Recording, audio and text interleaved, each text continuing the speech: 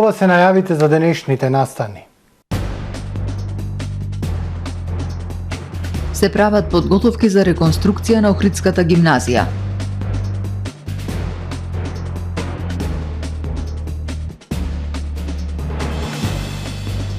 Кривичните пријави против градоначалникот Пецаков и секретарот Китевски според Општинскиот комитет на ВМРО-ДПМН се политички монтирани случаи.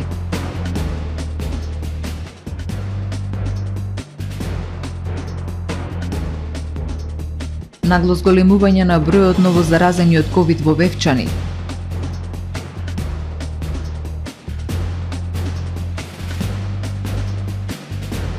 Лекарската комора со остра реакција на изречените казни за матичните лекари од страна на ФЗОМ.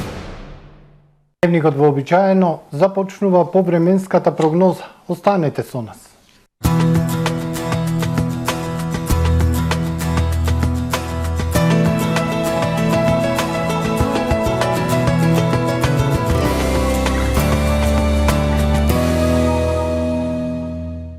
Во Охрид денес студено утро, во текот на денот претежно сончево време со локална облачност, ветровите и малку потопло со благ пораст на дневните температури кои во Охрид достигнаа максимални 2 степени Целзиусови. Во текот на ноќта кон четврток ведро и студено. Утре над северна, централна и источна Европа времето нестабилно со врнежи од дожд, снег проследени со ветер и ниски температури. Во останатите делови од стариот континент стабилно време. Во четврток на Балканскиот полуостров ќе преовладува претежно ведро време со локална облачност. Ќе биде ветровито и студено со температури во пораст. Максималните дневни на Балканот во интервалот 2 до 9 степени Целзиусови. Во Македонија во четврток студено утро со утрински температури со благ пораст ќе бидат во интервалот -10 до -7. Во текот на денот сончево време со локална облачност, ветровито и малку потопло со северен и северозападен ветер, во западните делови западен ветер. Максималните дневни температури во Македонија од 1 до 8 степени Целзиусови.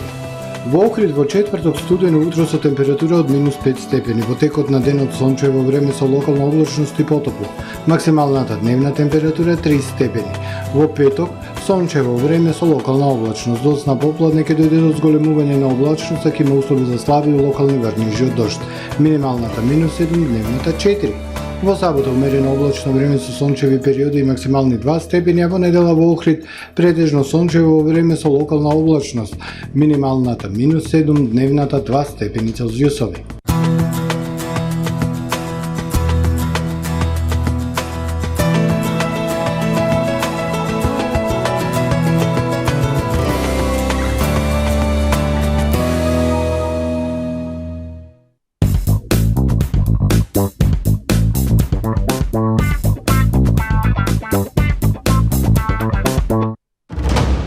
Дена големи заштеди во Комодите Home. Стотици квалитетни производи со најекономични цени. Најголем избор за вашиот дом. Побрзајте и заштедете повеќе. Понудата завршува на 31 јануари. Открите ги најдобрите сезонски понуди и попусти при посетата на нашите продавници низ цела Македонија. Јавете се бесплатно на бројот 0800 10 5 10 или купувајте брзо и лесно на comoditahome.mk со бесплатна достава до вашата адреса. Комодите Home. Чувствувате се удобно. Вашите омилени зрнести и јаткасти производи, сушена овоше и здрава храна од брендот Бако во Охрид и Струга. Пробајте го и чоколадниот асортиман од наше производство, како и турската делиција Локумот.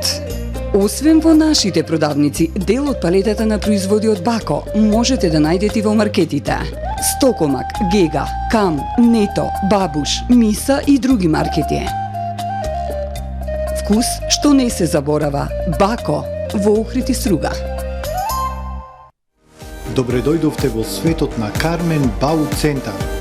Во беспрекорно уреден продажен простор. Купувањето во еден Бау Центар никогаш не било попријатно. Покрај стандардниот избор на фасадните системи Кнауф и Бекамент, ви нудиме богат избор на професионален алат на реномираните производители Bosch и Divol. Со гордост ви го представуваме нашиот шоурум Мараци, со најголем избор на плочки од Мараци и санитарија од светски познатите брендови Грое, Колпасан, Идеал Стандард, Рока, Унитас. На располагање ви е нашиот архитект, кој ќе ви помогне во осмислување на вашиот проект. Располагаме со најбогатата палета на ламинат во државава. Одберете од 100 различни дизајни на Свис Кроно. Кармен Бау центар на улица Железничка. Супер понуда во Миса Маркети. Фери 800 мл 69 денари. Винчини Наполитан Вафлс 160 грама 17 денари. 7 Days Чоко Круасан 60 грама 23 денари. Ленор Спринг 930 мл 69 денари. Златиборски кашкавал 1 кг 245 денари. Пазарете со мерак ваши Миса Маркети.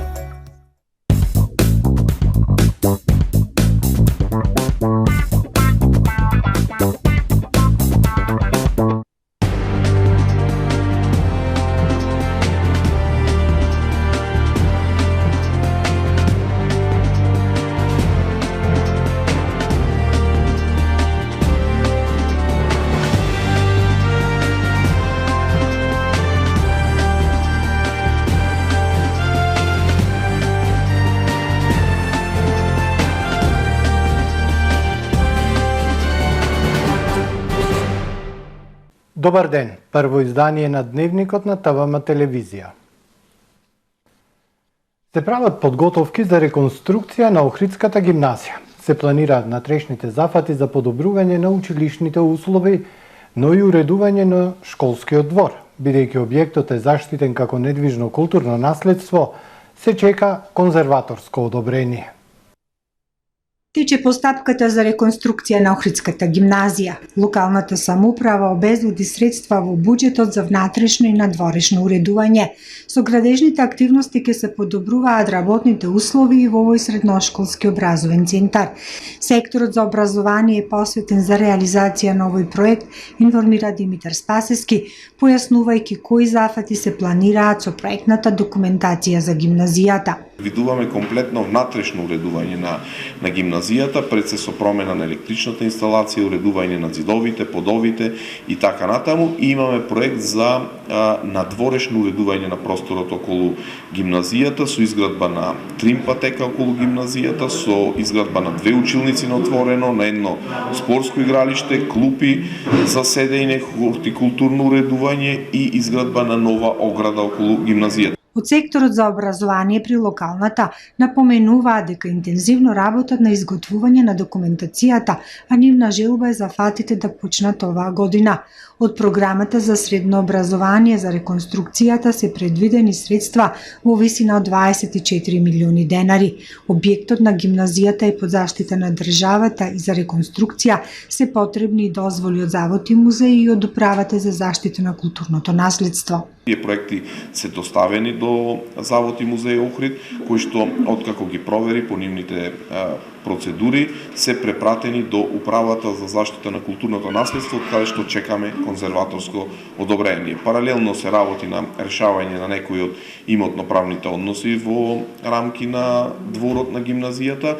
Генерално сме посветени на овој проект. Минатата година заврши проектот за реконструкција на електромашинскиот училишен центар Свети Наум Охридски, зашто беа обезбедени средства од локалната самоуправа. Во тек се градежни зафати врз регионалниот центар за стручно образование и обука Ванџо Питошевски и школскиот дом, а се обезбедени средства од Министерството за образование и наука. Од Охридскиот огранок на ВМРО ДПМН е со јавна осуда, за како што велат хајката која што се води против градоначалникот Пецаков. Поднесените кривични пријави за градоначалникот Кирил Пецаков и секретарот на општина Охрид Александар Китески за непостапување според здравствените прописи за време на епидемија за ВМРО ДПМН и општинскиот комитет од Охрид се политички монтирани случаи. Сагата продолжува со избрзани и неосновани кривични пријави од страна на СВР Охрид. По партиска директива не дочекаа ниту да им заврши изолацијата и покрај добиените негативни тестови па да ги повикаат на информативен разговор. Прашањето е како успеаја да ги соберат информациите и податоците без изјави, особено од засегнатите страни, за така да ја состават кривичната пријава и да ја достават до надлежниот јавен обвинител. Кривичните пријави не се ништо ново, туку продолжување на серијата за партиско делување на МВР. се вели во соопштението од ВМРО ДПМН. Од таму бараат да бидат поднесени кривични пријави за премиерот Димитар Ковачевски и генералниот секретар на СДСМ Миле Зечевиќ. Зошто за МВР во овие случаи нема постојани основи на сомнение за сторено кривично дело непостапување според здравствените прописи за време на епидемија. Факт е дека Ковачевски наместо во изолација при тестирање за патување во Бугарија беше пред камери, даваше изјави и се фотографираше на настани, се вели во соопштението. Комисијата за заразни болести препорача почнувањето на второто полугодие од учебната 2021-2022 година. Наставата да се одвива со физичко присуство за сите ученици во основно и средно образование, со доследно почитување на превентивните мерки и протоколи. Предходно, поради влошената епидемиолошка ситуација на терен со зголемување на бројот на ново заразени, стартот на второто полугодие беше поместен за 1 февруари. А нагло зголемување на бројот на ново заразени со коронавирус во општина Вевчани. За само една недела во општината со 80% вакцинирано население има 75 ново заразени од COVID-19. 16 од нив се лекуваат во дневната болница во здравствениот дом доктор Светозар Чочоровски. Во Струга ковид ситуацијата е стабилна. Во модуларната болница хоспитализирани се само 11 лица, од нив 6 на кислородна поддршка. Зголемен бројот на новозаболени од коронавирусот во општина Вивчани. Од средината на јануари до денес се бележи нагло зголемување на лица инфицирани со COVID-19. Во општината, каде речиси 80% од возрастното население е вакцинирано, за само една недела има 75 новозаболени пациенти. 20 од нив се лекуваат во дневната ковид болница на здравствениот дом доктор Светозар Чочоровски. Зборувам само за Вевчани, значи на бројка од 2500 жители, кај што имаме вакцинираност од преку 80%, значи е исклучително голема бројката на новозаразени. Моментално имаме негде околу 16, баш не моментално, него денеска имаме 16 пациенти кои што се на домашно и на лекување во дневната болница која активиравме. Иако е сериозна бројката на новозаболени, клиничката слика кај пациентите е релативно лесна во однос на претходните бранови на пандемијата. Според здравствените власти тоа се должи на големиот опфат на вакцинација. Помалку се испратени во Струга и бидејќи опфатот на вакцинација е голем, мислам дека тоа е причина што клиничката слика е многу полесна на заболените во овој бран. Имаме бустер дози, например, ние имаме во Вевчани негде со околу 360, затоа што со денешниот ден даени бустер, трета доза на вакцина, а реков дека вакцинираноста е во општина Вевчани негде околу 80%, а на ниво на здравствен дом е негде околу 50-52% последно, значи што имаме број на вакцинирани со 2 вакцини. Сега бустер дозите реков дека имаме 360 до сега даено, од кои што негде околу 90% се во Вевчани. Заинтересираноста за бустер дози во околните места е помала отколку конкретно во Вевчани, во седиштето на здравствениот дом. Во амбулантите во Лабуниште и Велешта состојбата е постабилна. Таму нема голем број на новозаболени. Во овој регион покритично беше во претходните месеци. Според надлежните, иако во овој бран нема голем број хоспитализации, голем е бројот на пациенти кои користат амбулантно лекување и прегледи.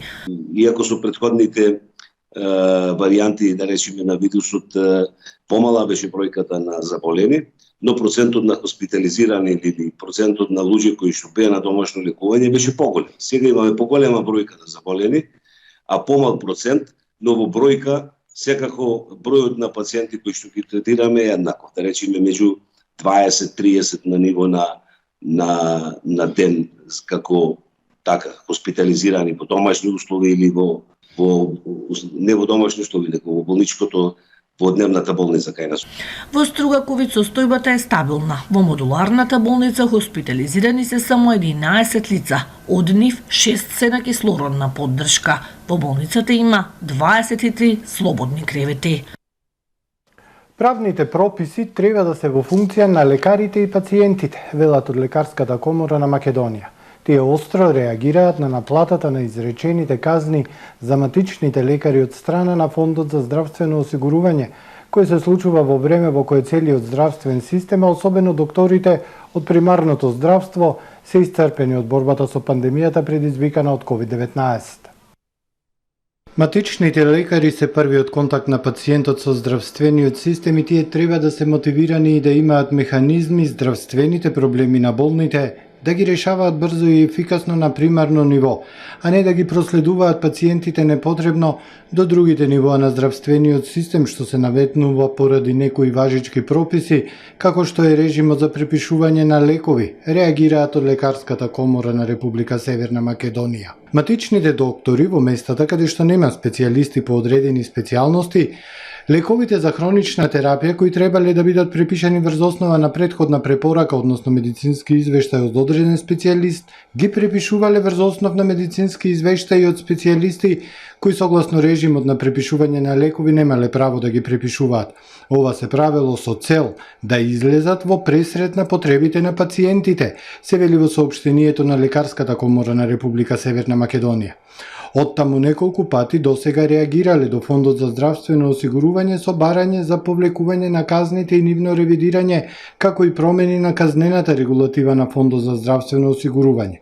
Од комората порачуваат дека во интерес на пациентите, здравствените работници и здравствениот системе, Фондот сериозно да постапи по овие реакции во најкусо време да обезбеди решение прифатливо за сите страни, бидејќи едностранното носење одлуки без комуникација на договорните страни само ќе ги продлабочи проблемите кои постојат, се вели во реакцијата на Лекарската комора на Република Северна Македонија. Сдруженијето на србите од Охрид Коштана и годинава ќе го одбележи празникот Свети Сава без традиционалниот собир. Утре ќе се одржи само црковна литургија. Поради актуелната состојба со корона пандемијата и оваа година празникот ќе го прославиме без традиционалните масовни собирања. Утре во 12 часот во црквата Свети Никола ќе се одржи литургија, информира председателот на Сдруженијето на српската заедница во Охрид Среќко Стојановиќ. Утрешниот празник е неработен ден за припадниците на српската заедница во Македонија. А општина Дебрца денес започна со исплата на надоместоци за 25 избирачки одбори за локалните избори. До почетокот на февруари од буџетот на општината ќе бидат обезбедени средства и за надоместоците на општинската изборна комисија. Општина Дебарца од буџетот за 2022 година на сметката на Општинската изборна комисија Дебарца трансферираше 1.755.000 денари за надоместоци за 25 избирачки одбори. Поединечната исплата на надоместоците ќе ја врши Општинската изборна комисија Дебарца согласно правилникот донесен од Државната изборна комисија и одлуката на Советот на Општина Дебарца. Исплатата на надоместоците започна денес. До почетокот на месец февруари од буџетот на општината ќе бидат обезбедени и средства за надоместоците на Општинската изборна комисија, информираше градоначалникот на Дебарца Зоран Ногачевски. Оваа одредба е согласно член 88 став 4 од изборниот законник за спроведување на локалните избори, со која средства се обезбедуваат од буџетот на општината и со нив располага Општинската изборна комисија. Инаку во петок 28 јануари со почеток во 13 часот ќе се одржи четвртата седница на Советот на општина Дебарца. Во билтенот на СВР Охрид опожарено возило, пронајдено починато лице во Велгоште и предизвикување општа опасност. На 25 јануари во 23 часот и 50 минути во СВР Охрид е пријавено дека на улицата 8 септември настанал пожар во патничко моторно возило Форд Мондео со охридски регистарски ознаки, собственост на 42 годишниот АМ од Охрид. Повредени лица немаа, пожарот е изгаснат со интервенција на територијалната противпожарна единица од Охрид, а увид извршија и полициски екипи. Истиот ден во 9 часот и 55 минути во СВР Охрид е пријавено пронајдено починато лице на локалниот пат во охридското село Велгоште. Лекар од итната медицинска помош констатирал смрт без траги на насилство, а од увидот извршен од полициски екипи констатирано и дека станува збор за 62 годишниот МВ од Велгоште. По наредба најавен обвинител, делото на починатиот е предадено на семејството. поради постоење основи на сомнение за сторено кривично дело предизвикување општа опасност. СВР Охрид поднесе и кривична пријава против 29-годишните КН, 29-годишниот АФ и 28-годишниот МР, сите од Охрид, пријавените на 31 декември минатата година на булеварот Железничка во Охрид предизвикале пожар во патничко возило Ауди со регистарски ознаки, што ги користел ДТ од Охрид. Почина охриѓанецот Крсте Мартиновски, графичар, уметник, конзерватор и реставратор со академска титула. Мартиновски во Завод и музеј Охрид беше вработен од 1988 до 1991 година. На охриѓани им ја остави реставрирана вековната горна порта, реставрирана и обновена украсната влезна порта од манастирскиот комплекс Свети Богородица Перивлепта, Охридската гимназија, реставрирана надгробната плоча од поетот и преродбеник Григор Прличев, ентериерните специфичности на охридските архитектонски убавици, робевци и уранија, ентериерните вредности на обновената Прличева родна куќа. Учествуваше во конзерваторско-реставраторските работи на Плаошник, каде што неговите златни раце од керамички фрагменти обновуваа цели питоси и спојуваа фрагменти од столбови и други камени и мермерни предмети. Праисториската дрвена капија на влезот во реконструираната наколна населба во заливот на Коските на Охридското езеро исто така е негово дело. Беше дел од тимот на Охридскиот завод и музеј кој во Херне, Германија го презентираа Охрид со најзначајните археолошки вредности и со охридско иконописно наследство. Од 1991 година до денес Крсте Мартиновски беше слободен уметник и член на Друштвото на ликовни уметници на Македонија. Презентираше уметнички вредности по скопските галерии и музеи во самостојни и групни изложби. Следуваат вестите од светот. Италијанските болници одбиваат да ги лекуваат и оперираат невакцинираните и оние кои не биле заразени, откако минатата недела во емисијата Фори дал Коро на италијанската телевизија Медиасет беше прикажан случај со болницата Галеаци, која откажала операции и лекување на лица кои немале супер зелена карта, доказ за вакцинација или за прележана инфекција од ковид, па на површина излегува и други случаи во други болници низ Италија. Пациентите кои со месеци не можат да бидат оперирани и лекувани се обратиле до италијанските медиуми со цел да пренесат ситуација која и покрај пандемијата е спротивна на Хипократовата заклетва, во која меѓу другото се вели дека лекарите ќе го лекуваат секој пациент без разлика на религија, националност, социјален статус, политичка идеологија, промовирајќи елиминација на сите форми на дискриминација во здравствената област. Новинарите посетиле неколку болници со скриена камера, ги снимиле вработените на приемното оделение и ги прашале дали им е потребна зелена карта за лекување, на што добиле позитивни одговори. Истата ситуација се случила откако се јавиле во повикувачкиот центар на болницата. Случајот завршил во парламентот, кога неколку пратеници побарале од министерот за здравство да се обрати да ја објасни оваа неприфатлива ситуација. Истрага покрене и јавното обвинителство. Суперзелената пропусница е добиена по 3 дози вакцинација или 2 дози, од кои втората не сме да биде постара од 4 месеци или по закрепнувањето. Тоа е потребно во Италија за нормален живот, одење во ресторани, кафулиња, базени, театри, кина, музеи, скијање и други активности, освен одење во продавници за храна и аптеки. Додека остатокот од Европа ги намалува забраните во борбата против COVID-19, Италија воведува нови мерки од 1 февруари. Руски воени бродови денес влегува во Баренцовото море за да вежбаат заштита на главната рута на бродскиот сообраќај на Арктикот, соопшти Северната флота на Русија. Тоа се случува во време кога Москва организира сеопфатни воени вежби во кои учествуваат сите нејзини флоти. Вежбите на Арктикот во кои е планирано да учествуваат во 30 воени бродови, 20 авиони и 1200 војници имаат за цел да ја проценат борбената готовност на руските војници на Арктикот и нивната способност да го заштитат Северниот морски пат. Русија инвестирала големи средства во инфраструктурата за развој на Северниот морски пат и се надева дека таа ќе остане главна бродска рута, бидејќи Арктикот ќе се загрева побрзо од остатокот од светот. Вежбите ќе вклучуваат маневри во Средоземното, Северното, Охотското море, Североисточниот Атлантик и Пацификот. Еден човек е повреден, а неколку згради се оштетени во експлозија во центар на Атина која утринова предизвика пожар, соопшти официјални лица и очевидци. Едно лице се здобило со изгореници и било пренесено во болница, изјави за ТВ Скај шеф на грчкиот национален центар за брза помош. Според официјални представници на противпожарната бригада, засега не е јасно што ја предизвикало експлозијата или пожарот. Се уште не знаеме што ја предизвикало, има поголема материјална штета, изјави представник на противпожарната бригада. Најмалку 19 лица се повредени кога автобус влетал во продавница во источниот дел на Лондон. Повреден е и возачот, а пожарникарите со помош на специјална опрема морале да го ослободат од седиштето. Портпаролот на лондонската брза помош изјави дека во болница се пренесени 5 лица, 2 возрастни и 3 деца.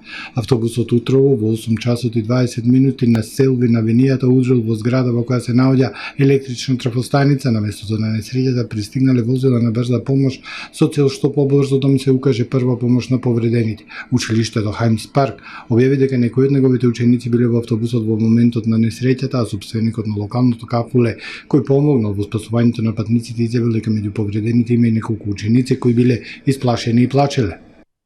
Ова е се во првиот дневник на ТВМ. Ви благодарам што не следевте. Пријатно.